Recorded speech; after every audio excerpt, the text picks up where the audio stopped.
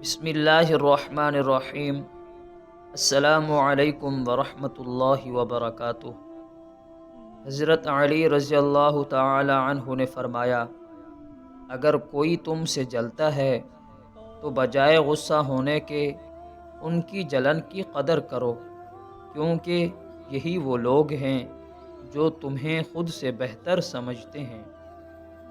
لوگوں سے اس طرح گھل مل جاؤ کہ اگر مر جاؤ تو وہ تم پر روئیں، اگر کہیں چلے جاؤ تو تمہارے آنے کا انتظار کریں۔ جھوٹ بول کر جیت جانے سے بہتر ہے کہ سچ بول کر ہار جاؤ۔ برے انسان کی صحبت سے پرہیز کرو، کیونکہ وہ تلوار کی طرح ہے، دیکھنے میں خوبصورت اور اثر میں خطرناک ہے۔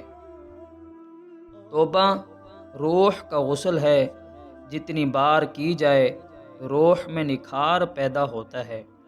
حضرت علی رضی اللہ تعالی عنہ سے پوچھا گیا، یا علی، وہ کون سی عادتیں ہیں جو انسان کے دماغ کو کمزور کرتی ہیں؟ تو حضرت علی رضی اللہ تعالی عنہ نے فرمایا، اے شخص، جو انسان ان 4 عادتوں کو اپناتا ہے اس کا دماغ کمزور ہوتا جاتا ہے۔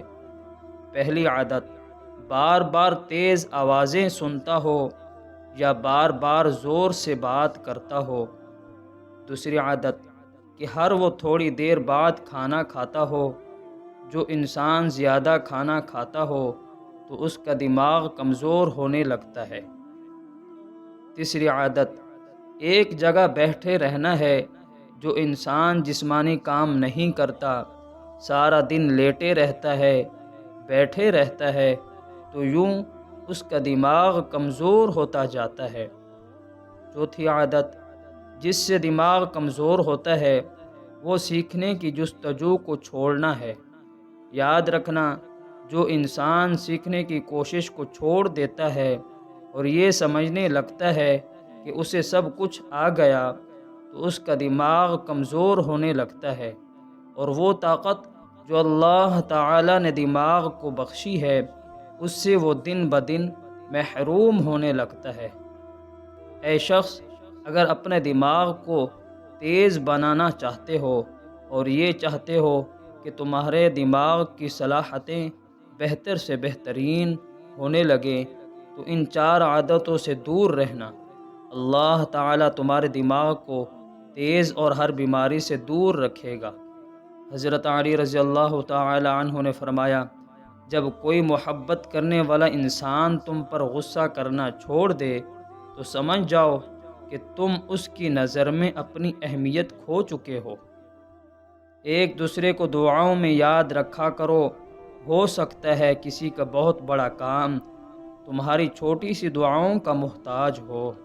حضرت علی رضی اللہ تعالی عنہ نے فرمایا، جس نے اپنی پریشانیوں کو لوگوں پر زہر کیا تو وہ اپنی ذلت پر راضی ہو گیا۔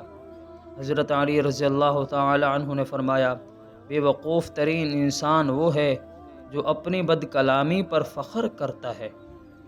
حضرت علی رضی اللہ تعالی عنہ نے فرمایا، ہمیشہ اپنی چھوٹی چھوٹی غلطیوں سے بچنے کی کوشش کرو، کیونکہ انسان پہاڑوں سے نہیں پتھروں سے ٹھوکر کھاتا ہے۔